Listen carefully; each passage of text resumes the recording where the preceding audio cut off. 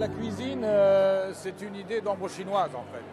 C'est une idée qui affirme la présence des objets quotidiens et qui permet de les repérer en même temps et qui va donner à la cuisine une lumière très douce en fait et très poétique.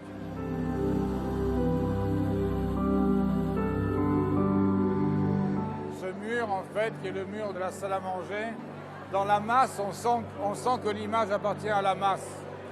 Et cette image elle peut apparaître ou disparaître et c'est le mystère même du matériau que d'être auto-éclairant, que de révéler un secret qui appartient à son épaisseur. La table elle-même, c'est un peu la même chose. Tout est complètement mystérieux sur l'origine d'une lumière qui est, comme les feux de la rampe, donne une bonne mine.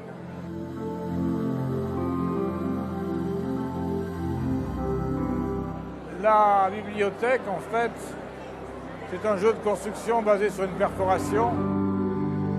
C'est l'idée d'une combinatoire. Une combinatoire sur un mur dans lequel qui est en constant habité par la lumière et qui va révéler ensuite des ponctuations de lumière dans la pièce.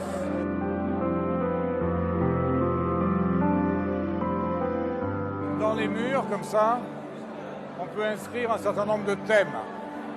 Donc le thème qui est ici, c'est l'horizon et une sorte de soleil-lune, comme ça. Mais en fait, on peut l'éteindre.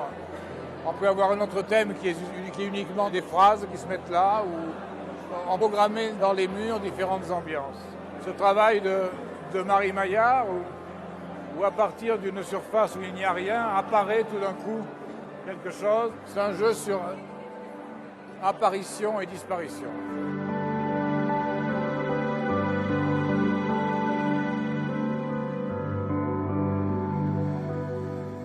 La salle de bain, c'est un endroit où on se sert de tous les éléments pour ranger.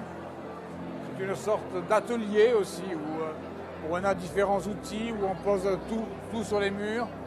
Il faut en finir avec les salles de bain qui sont uniquement une douche, une baignoire et un lavabo. C'est un jeu sur la présence dans les boîtes lumineuses.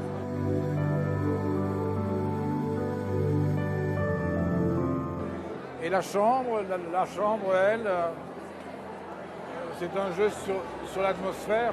Et c'est comme une fenêtre ouverte en fait, une fenêtre ouverte sur le ciel. Et derrière, il y a de la lumière qui vient comme à travers les persiennes, comme ça, qui bouge aussi. Donc c'est un autre jeu où les ombres viennent se superposer sur l'image, parce que le corian est un matériau très doux où l'image prend une grande douceur comme ça.